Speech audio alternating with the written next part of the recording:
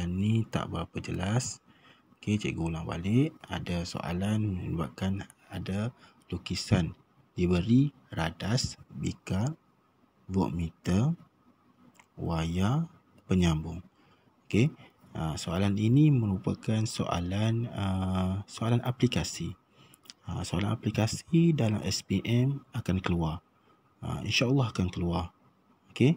So, tu radas. Ini bahan pula. Bahan yang diberikan adalah dua rod. Rod kromium dengan rod kuprum. Dan dua elektrolit, iaitu larutan kromium 3 klorida dan larutan kuprum 2 sulfat. Satu lagi, yang kelima adalah melibatkan diberi tisu yang dicelup dengan asid sulfurik cair. Okey, soalan minta lukiskan gambar rajah susunan radas bagi sel kimia itu.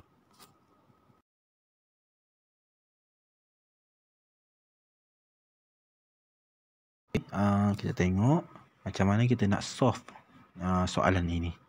Okey.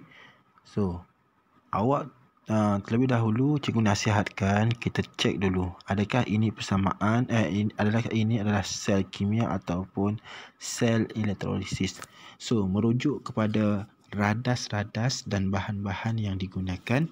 Okey. So, awak tengok deh. Yang pertama sekali, kalau kita tengok rod. Okey, rod awak cek dulu. Rod itu mewakili elektrod. Okey, mewakili elektrod. Okey.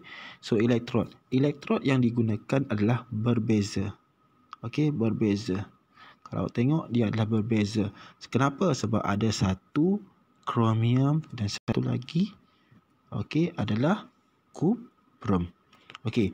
Lepas tu pula kalau kita cek balik elektrolit yang digunakan adalah berbeza, iaitu kromium 3 klorida dan kuprum 2 sulfat. Okey. Kuprum 2 sulfat. Okey. Dan awak tengok pula apa lagi yang diberikan. So, yang paling mudah awak cek dia memberi dalam radas adalah voltmeter. Okey, voltmeter. So, voltmeter diberikan, maka jelas bila voltmeter diberikan, okey, dia adalah sel kimia. Okey, jelas sel kimia. Nasib baik dalam soalan itu dikata buat susunan radas mengenai sel kimia bagi soalan tersebut. Okey, kalau soalan itu nak perangkap untuk pelajar, awak akan jadi keliru. Adakah sama ada untuk elektrolisis ataupun sel kimia. Okey. Okey. So, seterusnya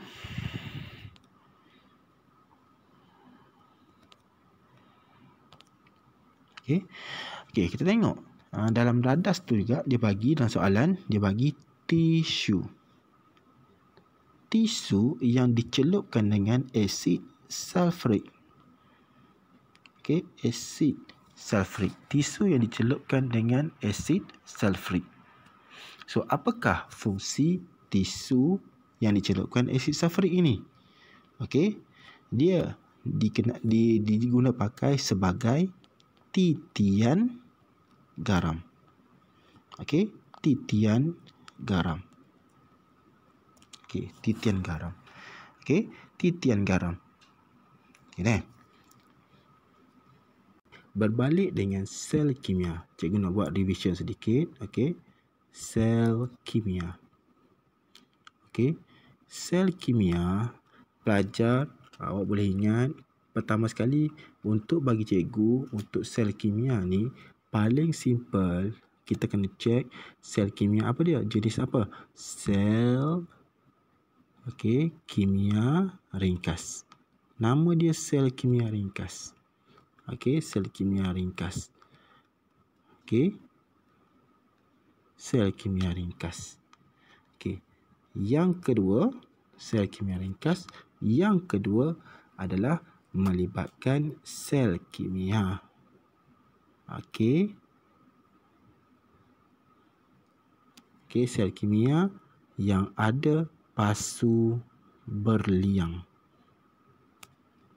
berliang. Okey, pasu berliang, berliang. Cikgu short form situ.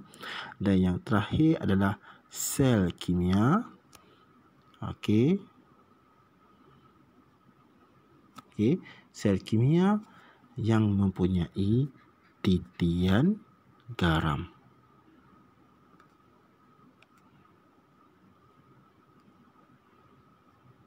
Okey. Boleh. Okey. So, untuk soalan ini tadi cikgu ada sebut, okey, dia menggunakan tisu. Tisu tu dijadikan sebagai titian garam. Maka untuk eksperimen ini dia melibatkan sel kimia dengan titian garam. Okey, dengan titian garam. Okey, awak tengok Okey. So, apakah fungsi titian garam? Okey, fungsi titian garam. Ada dalam sebelum-sebelum ni, okey. Cikgu ada buat video tentang titian garam ni. So, tipsnya apa dia? Titian garam, pastikan untuk fungsi titian garam adalah, awak kena ingat, fungsi titian garam adalah membenarkan pengaliran. Okey, pengaliran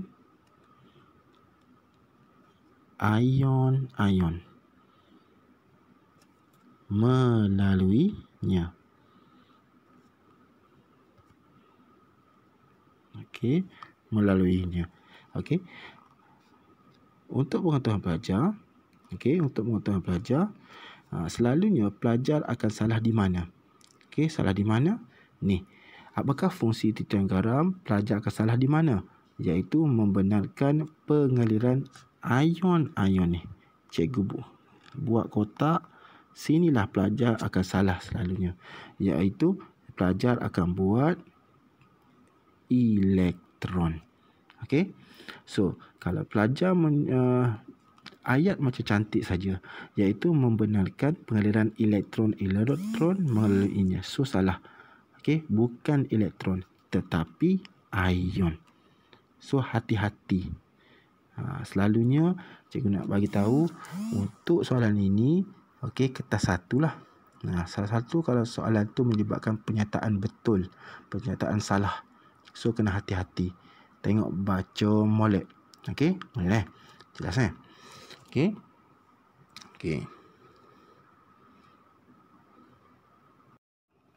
Okey, awak imaginekan ini bika.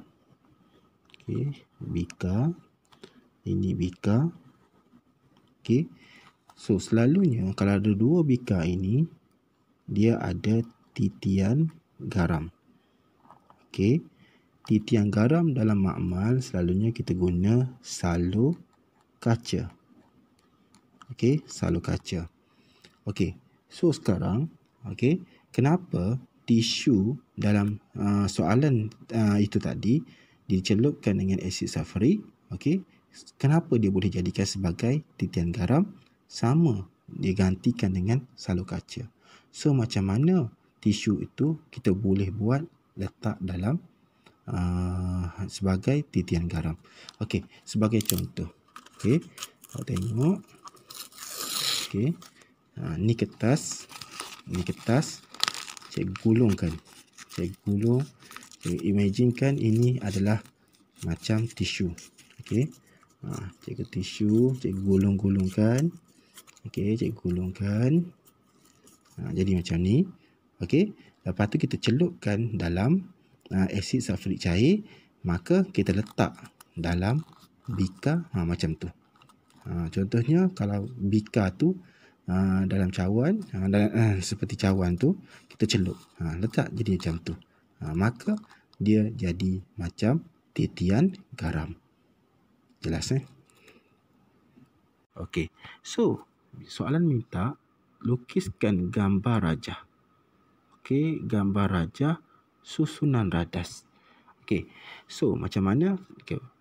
Okay, berbalik pada soalan tadi, dia melibatkan sel kimia titian garam. So, awak buat bika. Okey, awak buat bika. Okey. Lepas tu awak buat elektrod.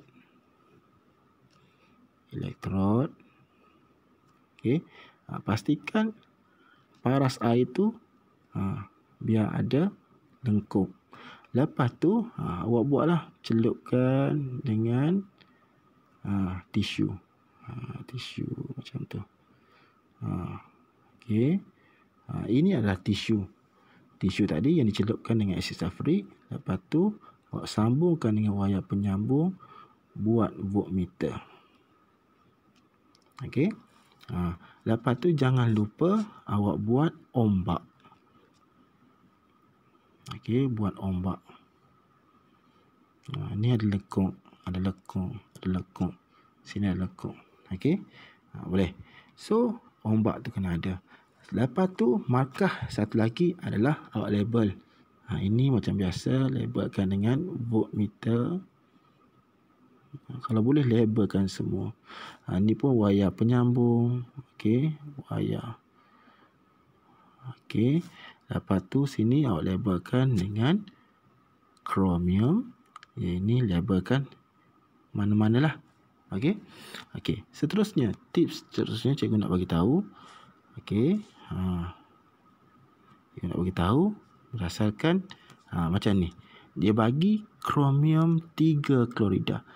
Okey, kalau pelajar tu dia tak reti nak tulis kromium 3 klorida macam ni, maka seboleh-bolehnya awak tulis perkataan dalam kerataan. So, awak tulislah kromium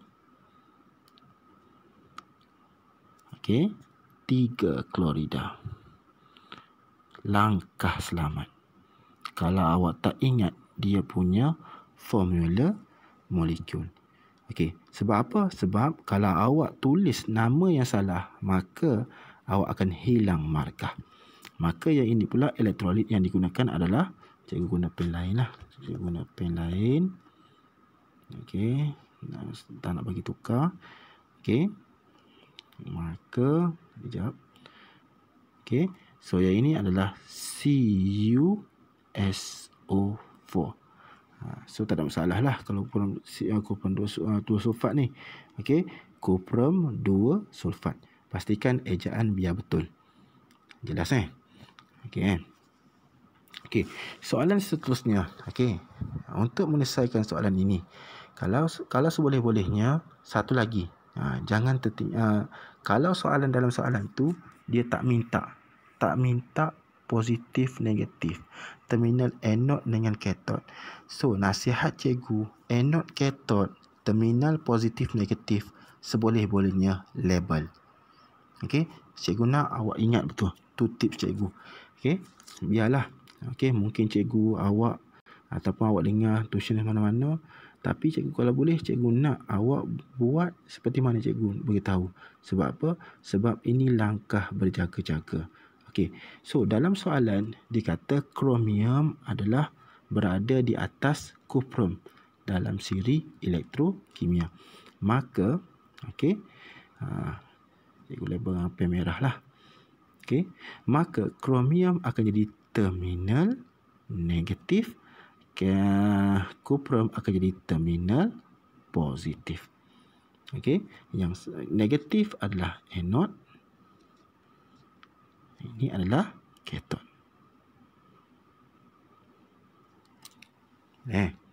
Okey. Tu tips cikgu. Okey. Cikgu print screen. Okey. Okey, untuk yang ini pula. Okey. So, bila soalan minta arah pengaliran elektron. So, bila masuk arah pengaliran elektron, okey, kita ingat balik. Cikgu tukar pen pula. Cikgu ambil pen oren. Okey. So, anode mengalami pengoksidaan. Katod mengalami penurunan. Maka, daripada anode lah keluarnya elektron. So, awak labelkan begini. Anak panah. Okey, elektron keluar. elektron tu akan keluar melalui litar luar. Okey, iaitu daripada elektrod tu kepada daripada terminal negatif kepada terminal positif. Okey. So, okey. Jadi, untuk soalan ini pula, ada soalan tanya tentang perubahan tenaga. Okey, perubahan. Simbolik perubahan cikgu refer kepada delta. So, perubahan tenaga, energy. Okey. So, bila sebut sel kimia, sel kimia, maka perubahan tenaganya adalah daripada tenaga kimia berubah menjadi tenaga elektrik.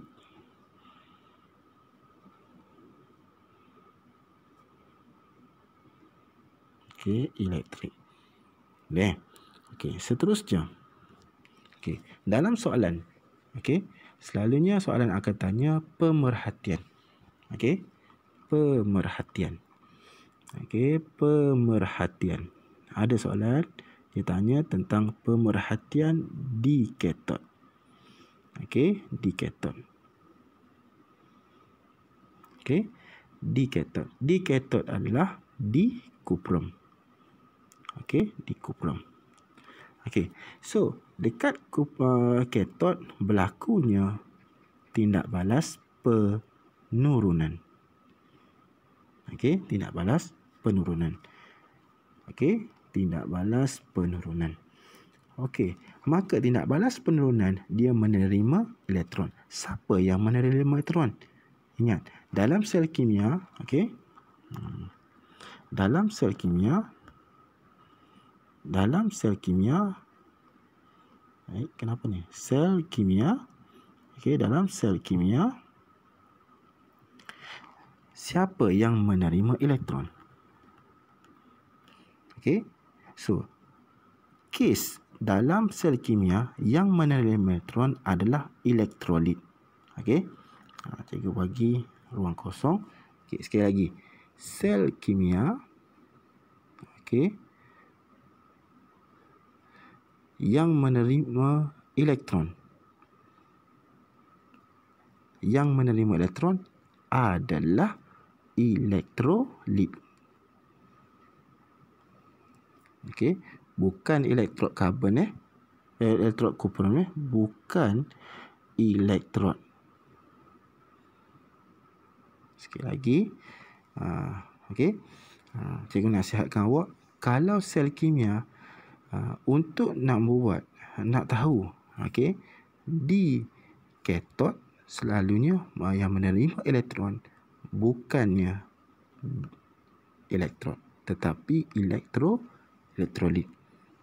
So, dalam elektrolit di katod adalah kuprum 2 sulfat. Kuprum 2 sulfat. Bila kuprum 2 sulfat, ion-ion positif Cu2+, H+, SO4 2- dengan OH-. Antara keempat-empat ini, siapakah yang menerima elektron? Jawapannya adalah yang menerima elektron adalah yang positif. Dia yang menerima elektron. Siapa yang lebih layak antara kuprum dengan hidrogen? Jawapannya adalah kuprum. Kerana kuprum berada di bawah. Maka Cu2+ menerima 2 elektron. Menghasilkan Cu. Disebabkan dah ada persamaan setengah. Daripada persamaan setengah inilah, maka awak akan dapat pemerhatian dia. Pemerhatian dia apa ni? Ni hasil dia ni. Apa dia ni? Kuprum. So, apakah kuprum ni? Pepejal perang. So, pepejal perang. Kita tengok. Okey, kita cikgu lukis ni cikgu ambil sebelah katot saja. Okey, ni. Cikgu buat separuh saja. Okey, didapati kupron tadi dia akan keluar, terhasilnya kupron. Dia akan menebal. Okey, menebal. So, pemerhatiannya, okey, kalau perhati, pemerhatiannya adalah terhasilnya, okey, pepejal perang. Okey, perang. Okey. So, pepejal perang tadi akan menebal. Menebal pada elektron kupron. Jelas So, itu saja perbincangan kita mengenai soalan. Salah satu daripada tajuk redox iaitu sel